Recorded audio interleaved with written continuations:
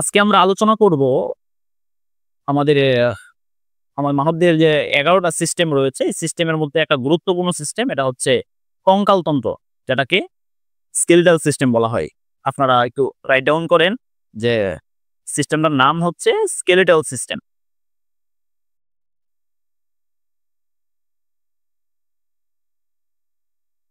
Skeletal system যার বাংলা নামটা হচ্ছে কঙ্কালতন্ত্র। আমাদের বডিকে বোঝার জন্য, আমাদের বডির হাড় সম্পর্কে জানার জন্য এই কঙ্কালতন্ত্র অধ্যায়টা খুব গুরুত্বপূর্ণ। ঠিক আছে? আজকে জানবো আমাদের মূল টপিকটা হচ্ছে এই তন্ত্র আমাদের বডিতে কতগুলো হাড় রয়েছে, এই তন্ত্রকে কয়টা ভাগে ভাগ করা হয়েছে, এই বিষয়গুলো আমরা একটু জানার চেষ্টা করব। ঠিক আছে? আগে আমরা দেখবো কঙ্কালতন্ত্র কাকে বলে। হ্যাঁ, ডেফিনেশন অফ কঙ্কালতন্ত্র মানে ডেফিনেশন অফ স্কেলেটাল সিস্টেম।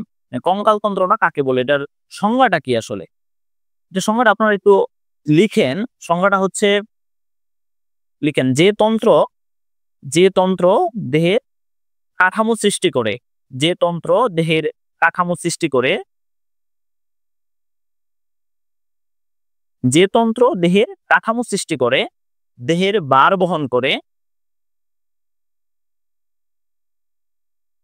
যে তন্ত্র দেহের কাঠামো সৃষ্টি করে। দেহের কাঠামো সৃষ্টি করা বলতে বোঝাচ্ছে হচ্ছে দেহের আকৃতি প্রদান করবে।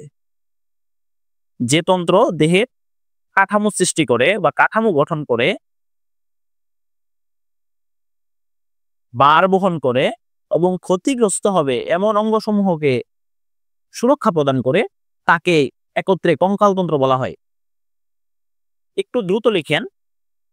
যে তন্ত্র দেহের কাঠামো তৈরি করে, দেহের ভার বহন করে এবং ক্ষতিগ্রস্ত হয় বা ক্ষতিগ্রস্ত হবে এমন অঙ্গসমূহকে সুরক্ষা প্রদান করে, তাদেরকে একত্রে সুরক্ষা প্রদান করে তাদেরকে একত্রে কঙ্কালতন্ত্র বা স্কেলেটাল সিস্টেম বলা হয়। লেখা শেষ হয়েছে? তাহলে কি বললাম আমি সংজ্ঞাটা যদি আবার বলি, কঙ্কালতন্ত্র সংজ্ঞাটা মানে কঙ্কালতন্ত্র কাকে বলে, এর সংজ্ঞাটা হচ্ছে যে তন্ত্র দেহের কি করবে, দেহের আকৃতি প্রদান করবে, দেহের আকৃতি বা কাঠামো গঠন করবে, দেহের ভার বহন করবে এবং ক্ষতিগ্রস্ত হয় এমন অঙ্গসমূহকে সুরক্ষা প্রদান করবে, এই তাদেরকে একত্রে কি বলা হবে? কঙ্কালতন্ত্র বলা হয়। কঙ্কালতন্ত্রকে দুই ভাগে ভাগ করা হয়।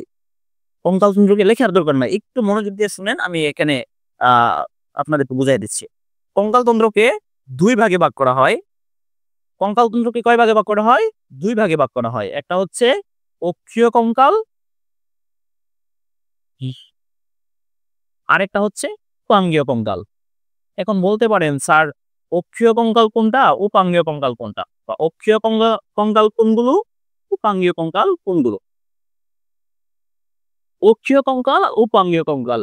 অক্ষীয় কঙ্কাল হচ্ছে যে কঙ্কালগুলো বা যে হাড়গুলো আমাদের দেহের অক্ষ বরাবর মানে দেহের লম্ব বরাবর অবস্থান করে, যে হাড়গুলো বা যে অস্থিগুলো আমাদের দেহের কি করবে, লম্ব বরাবর অবস্থান করবে। সহজভাবে বলতে গেলে অক্ষীয় কঙ্কাল বলা হয় যে কঙ্কালগুলো বা যে হাড়গুলো আমাদের দেহের গুরুত্বপূর্ণ অঙ্গগুলোকে ডেকে রাখবে। যেমন আমাদের বক্ষপিঞ্জরের ভিতরে কি কি থাকে? লাংস আছে, হার্ট আছে, হ্যাঁ, যেরকম আমাদের মাথার যে খুলিটা আছে, হ্যাঁ, এটার মধ্যে একটা গুরুত্বপূর্ণ অর্গান আছে, এটা হচ্ছে ব্রেইন, হ্যাঁ, বা মস্তিষ্ক। এই অঙ্গগুলোকে ডেকে রাখবে। যারা এই গুরুত্বপূর্ণ অঙ্গগুলোকে ডেকে রাখবে তাদেরকে বলা হচ্ছে অক্ষীয় কঙ্কাল। আর উপাঙ্গীয় কঙ্কাল হচ্ছে অক্ষীয় কঙ্কাল ছাড়া বাকি যে হাড়গুলো আছে সবগুলোকে বলা হচ্ছে উপাঙ্গীয় কঙ্কাল। ঠিক আছে? বিষয়টা সহজভাবে কি ধরতে পারছেন? অক্ষীয় কঙ্কালটা হচ্ছে আমাদের দেহে অক্ষীয় কঙ্কাল থাকে হচ্ছে ৮০টি। কয়টি? ৮০টি। আর উপাঙ্গীয় কঙ্কাল থাকে ১২৬টি। আপনারা জানেন আমাদের দেহে মোট অস্থির সংখ্যা কতটি? ২০৬টি। আমাদের দেহে মোট অস্থির সংখ্যা ২০৬টি। এই টোটাল অস্থিকে কয়টা ভাগে ভাগ করা হয়েছে? দুইটা ভাগে ভাগ করা হয়েছে। একটার নাম হইছে অক্ষীয় কঙ্কাল, আরেকটার নাম হচ্ছে উপাঙ্গীয় কঙ্কাল। অক্ষীয় কঙ্কাল হচ্ছে ৮০টি, তাহলে উপাঙ্গীয় কঙ্কাল এই ২০৬ থেকে ৮০ বাদ দিলে যারা থাকবে, যেগুলো থাকবে সবগুলোই উপাঙ্গীয় কঙ্কাল। আমরা 206 থেকে যদি 80 বাদ দিই তাহলে থাকে হচ্ছে 126টি। কয়টি? 126টি। আমি যদি রিপিট করি তাহলে কি বললাম এতক্ষণ, একটু খেয়াল রাখেন, ইনফরমেশন গুলো আপনারা পাবেন। হ্যাঁ, একটু খেয়াল করেন। কঙ্কাল তন্ত্রটা আসলে কি? সংজ্ঞাটা বললাম, কঙ্কাল তন্ত্রকে দুইটা ভাগে ভাগ করা হয়, একটা হচ্ছে অক্ষীয় কঙ্কাল আর একটা হচ্ছে উপাঙ্গীয় কঙ্কাল। আমাদের টোটাল কঙ্কাল তন্ত্রে মোট অস্থি বা হাড়ের সংখ্যা হচ্ছে 206টি। হ্যাঁ, এই 206টা হাড়কে আমরা তো ভাগ করছি, এক ভাগ চলে গেছে অক্ষীয় কঙ্কালের আওতায় আর এক ভাগ চলে গেছে উপাঙ্গীয় কঙ্কালের আওতায়। অক্ষীয় কঙ্কালে হচ্ছে 80টি হাড় বা 80টি অস্থি, আর উপাঙ্গীয় কঙ্কালে 126টি অস্থি। আমরা এখন এই অক্ষীয় কঙ্কালটাকে একটু ভাঙবো, দেখবো অক্ষীয় কঙ্কালের ভিতরে কারা কারা থাকে। উপাঙ্গীয় কঙ্কালটাকে একটু ভাঙবো, দেখবো উপাঙ্গীয় কঙ্কালের ভিতরে কারা কারা থাকে। বিষয়টা কি বোঝা গেল? ওকে, খেয়াল করেন। অক্ষীয় কঙ্কাল বলছি দেহের লম্ব অক্ষ বরাবর অবস্থান করবে। আপনারা তো লম্ব চিনেন, তাই না? আমরা যদি একটা গ্রাফ অঙ্কন করি তাহলে গ্রাফের একটা প্রান্ত হচ্ছে লম্ব আর একটা প্রান্ত কি ভূমি। মানে ভূমির সমান্তরাল যেটা, এটা হচ্ছে, হ্যাঁ, ভূমির সমান্তরালে ভূমি অবস্থিত, তাই না? আর এই লম্ব হচ্ছে, লম্ব কোনটাকে বলা হবে? যাকে ভূমির সাথে যখন 90 ডিগ্রি কোণ উৎপন্ন করবে তখন তাকে লম্ব বলা হবে না? লম্ব অক্ষ বরাবর মানে হচ্ছে দেহের খাড়াখাড়ি, সোজা সোজা কথা বলতে গেলে দেহের খাড়াখাড়ি যে আহ কঙ্কালগুলো আছে, যেমন করোটি, এটার নাম হচ্ছে কি করোটি বা খুলি বা মাথার খুলি। এটা হচ্ছে আমাদের বক্ষপিঞ্জর, ঠিক আছে? এটা হচ্ছে আমাদের মাথার খুলি। এটা কি বক্ষপিঞ্জর। এই খুলির ভিতরে কি কি আছে? একটা গুরুত্বপূর্ণ অর্গান আছে, এটা হলো ব্রেইন। আমাদের বক্ষপিঞ্জরের ভিতরে কি আছে? হার্ট আছে, ফুসফুস আছে, তাই না? এরকম ভাবে আরেকটা অস্থি আছে, দেখাই আমি। হার্টের বলো, খেয়াল করেন। অক্ষীয় কঙ্কালটাকে আমরা ডিভাইডেড করতেছি। অক্ষীয় কঙ্কাল, অক্ষীয় কঙ্কাল এখানে হাড় আছে কয়টি? 80টি। কয়টি হাড় আছে? 80টি। এটা আমাদের দেহের লম্ব অক্ষ বরাবর কারা কারা আছে? এক নম্বর হচ্ছে করোটি। এক নম্বর কি? করোটি। করোটি হচ্ছে আমাদের মেডিকেল টার্ম, নাম হচ্ছে করোটি, কিন্তু আমরা যদি চিনতে যাই তখন আমরা মাথার খুলি নামে চিনবো, ঠিক আছে? করোটি। তারপরে হচ্ছে আমাদের বক্ষপিঞ্জর। কি? বক্ষপিঞ্জর। 3 নম্বরে আছে হলো আমাদের মেরুদণ্ড। কি? মেরুদণ্ড। তাহলে এই করোটি এখানে হাড় আছে আমাদের 29টি। কয়টি? 29টি। হ্যাঁ, বক্ষপিঞ্জর এখানে হাড় আছে আমাদের বক্ষপিঞ্জর, তারপরে মেরুদণ্ড এখানে বক্ষপিঞ্জরের হাড় আছে আমাদের দুই পাশে 12 12 24, মাঝখানে একটা, হ্যাঁ 25। এই হচ্ছে আমাদের 25টি। করোটিতে আছে 29টি, বক্ষপিঞ্জরে 25টি, মেরুদণ্ডে আছে আমাদের 26টি। কয়টি? 26টি। দেখেন তো আমাদের 80টি হয়েছে কিনা? 25 আর এখানে দিলাম 25, 50, তাই না? এখানে তো এক বাদ আছে, এক আমি এখানে নিলে হচ্ছে 30, 50 আর 30, 80টি কি হয়েছে? বুঝা গেল? তাহলে অক্ষীয় কঙ্কালে হাড় আছে 80টি। অক্ষীয় কঙ্কাল কারা কারা? করোটি, বক্ষপিঞ্জর, মেরুদণ্ড। করোটি, বক্ষপিঞ্জর, মেরুদণ্ড। করোটিতে হাড় আছে 29টি, বক্ষপিঞ্জরে হাড় আছে 25টি এবং মেরুদণ্ডে হাড় আছে আমাদের কয়টি? 26টি। এই হচ্ছে আমাদের টোটাল 80টি। এগুলো কার আওতায়? অক্ষীয় কঙ্কালের আওতায়। বিষয়টা কি বোঝা গেল? ওকে, দেখেন এখন আমরা উপাঙ্গীয় কঙ্কাল কোনগুলো এগুলো একটু চেনার চেষ্টা করবে। উপাঙ্গীয় কঙ্কাল কোনগুলো বা কোন হাড়গুলোর সমন্বয়ে উপাঙ্গীয় কঙ্কাল গঠিত হয়েছে আমরা এটা একটু দেখার চেষ্টা করব। উপাঙ্গীয় কঙ্কাল,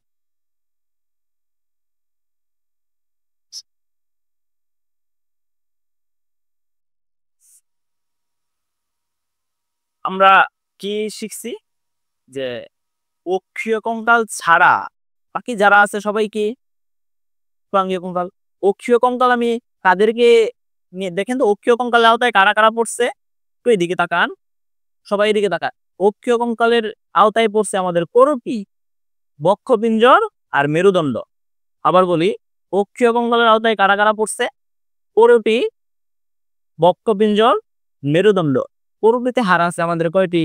29টি। এই যে করুটি, টোটাল করুটিতে আমাদের, আমরা যদি দেখি, আমরা যদি খুব সূক্ষ্মভাবে দেখি, তখন আমরা এখানে 29টি হাড় পাবো। বক্ষপিঞ্জরের হাড় আছে 25টি। কিভাবে 25টি? আমরা জানি বক্ষপিঞ্জরের, হ্যাঁ, রিবস কয়টা? রিবস বা পাঁজর দুই পাশে 12টি করে 24টা পাঁজর, আর মাঝখানে যে অস্থিটা থাকে এটার নাম হচ্ছে স্টার্নাম। স্টার্নাম হচ্ছে একটা। এই হচ্ছে 25টি। আমাদের মেরুদণ্ডে এরকম ভাবে অস্থি আছে হচ্ছে 26টি। এই টোটাল 80টি। ঠিক আছে? এখন আমরা দেখব উপাঙ্গীয় কঙ্কালের আওতায় কারা কারা আছে। দেখেন, এই দিক যদি আপনি বাদ দেন তাহলে আমাদের হাত আছে, পা আছে, শ্রোণী অস্থিচক্র আছে, তারপরে যে এই পাশে আমাদের যে বক্ষ অস্থিচক্র, এগুলো বাদ আছে। তাহলে এগুলো কার আওতায় পড়বে? উপাঙ্গীয় কঙ্কালের আওতায়। ঠিক আছে? উপাঙ্গীয় কঙ্কাল তাহলে কারা কারা? এক নম্বরে হচ্ছে আমাদের, প্রথমে লেখেন বক্ষ অস্থিচক্র। বক্ষ অস্থিচক্র। 2 নম্বরে হচ্ছে আমাদের বাহু। 3 নম্বরে হচ্ছে আমাদের শ্রোণী অস্থিচক্র। শ্রোণী অস্থিচক্র। আর 4 নম্বরে হচ্ছে আমাদের পা। খেয়াল করেন, আমরা পড়ছি অক্ষীয় কঙ্কালে অস্থির সংখ্যা হচ্ছে 80টি, আর উপাঙ্গীয় কঙ্কালে অস্থির সংখ্যা 126টি। আমরা দেখছি যে অক্ষীয় কঙ্কালে 80টি যে অস্থি থাকে এগুলো কোনগুলো? এখন উপাঙ্গীয় কঙ্কালে 126টি অস্থি আছে, এগুলো কারা কারা? খেয়াল করেন, আমরা দেখতে পাচ্ছি যে এখানে উপাঙ্গীয় কঙ্কালের আওতায় হচ্ছে বক্ষ অস্থিচক্র রয়েছে, বাহু রয়েছে, শ্রোণী অস্থিচক্র রয়েছে, পা রয়েছে। এখন বলতে পারেন যে বক্ষ অস্থিচক্র কোনগুলো? বক্ষ অস্থিচক্র কোনগুলো? খেয়াল করেন, আমাদের দেহের যে পিছনে, হ্যাঁ, আমাদের দেহের পিছনে এই যে বক্ষপিঞ্জরের উপরে, হ্যাঁ, এই আমাদের আর্ম বা বাহুর একদম সম্মুখ প্রান্ত থেকে পিছনে যে অস্থিগুলো রয়েছে এগুলোকে বলা হচ্ছে বক্ষ অস্থিচক্র। এখানে ডান পাশে রয়েছে 2টা অস্থি, বক্ষ অস্থিচক্রের ডান পাশে রয়েছে 2টা অস্থি, বাম পাশে রয়েছে 2টা অস্থি। এই হলো মোট 4টা অস্থি। তাহলে বক্ষ অস্থিচক্রের মধ্যে আমরা হাড় কয়টা পেলাম? 4টা। আচ্ছা। আর বাহু, মনে রাখবেন, খেয়াল করেন, আমাদের হাতে 2 বাহুতে 30টি করে 60টি অস্থি রয়েছে। আমাদের এই হাতে, ডান হাতে রয়েছে 30টি অস্থি, বাম হাতে রয়েছে 30টি অস্থি, এভাবে 60টা অস্থি রয়েছে। সেম ভাবে আমাদের পায়ে, ডান পায়ে 30টি অস্থি রয়েছে এবং বাম পায়েও 30টি অস্থি রয়েছে। তাহলে হাতে এবং পায়ে টোটাল অস্থির সংখ্যা কি 120টি হইল না? এখানে 30টি, এখানে 30টি, ডান হাতে 30টি, বাম হাতে 30টি, এই হচ্ছে 60টি। ডান পায়ে 30টি, বাম পায়ে 30টি, এই হচ্ছে 60টি। 60 আর 60 কয়টা?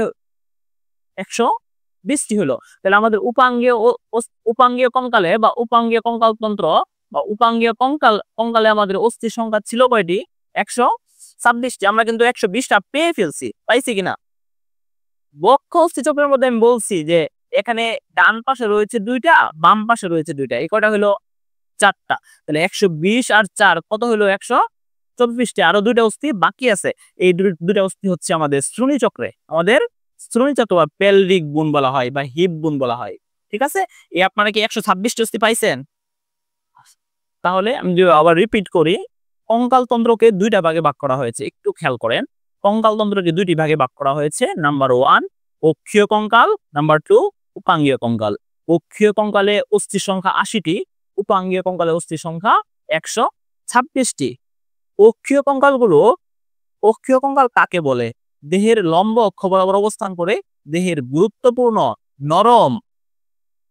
গুরুত্বপূর্ণ নরম অঙ্গগুলোকে ডেকে রাখবে, সুরক্ষা প্রদান করবে, তাদেরকে অক্ষীয় কঙ্কাল বলা হয়। ঠিক আছে? যেমন করপি, মেরুদণ্ড, বক্ষপিঞ্জর। ঠিক আছে? উপাঙ্গীয় কঙ্কাল কাকে বলা হয়? উপাঙ্গীয় কঙ্কাল হচ্ছে অক্ষীয় কঙ্কালের পাশে প্রতিসমভাবে অবস্থান করবে। আমরা সহজভাবে বলতে গেলে এভাবে বলি যে অক্ষীয় কঙ্কাল ছাড়া আমাদের বডিতে বাকি যে অস্থিগুলো আছে সবগুলো হচ্ছে উপাঙ্গীয় কঙ্কাল। বুঝা গেল বিষয়টা? অক্ষীয় কঙ্কাল 80টি, উপাঙ্গীয় কঙ্কাল 126টি। উপাঙ্গীয় কঙ্কালের আওতায় রয়েছে কারা কারা রয়েছে? দেখেন, আমরা যদি করুটি, বক্ষপিঞ্জর এবং মেরুদণ্ড বাদ দেই, বাকি কি কি থাকতেছে? আমাদের বাহু থাকতেছে বা হাত, পা থাকতেছে, বক্ষ অস্থিচক্র থাকতেছে, শ্রোণী অস্থিচক্র থাকতেছে। ঠিক আছে ব্যাপারটা? এই আমাদের হাত এবং পায়ে সমান সমান অস্থি রয়েছে। 2 হাতে টোটাল 60টি অস্থি রয়েছে, 2 পায়ে টোটাল 60টি অস্থি রয়েছে। বক্ষ অস্থিচক্রের ডান পাশে 2টি অস্থি রয়েছে, বাম পাশে 2টি অস্থি রয়েছে। আর শ্রোণী অস্থিচক্রে 2টি অস্থি রয়েছে। বিষয়টা ক্লিয়ার হলো? এই হচ্ছে আমাদের টোটাল যে আমাদের বডিতে যে 206টি অস্থি রয়েছে, এই অস্থিগুলোর একটা সামগ্রিক রূপ। বুঝা গেল বিষয়টা? এতটুকু ক্লিয়ার কিনা?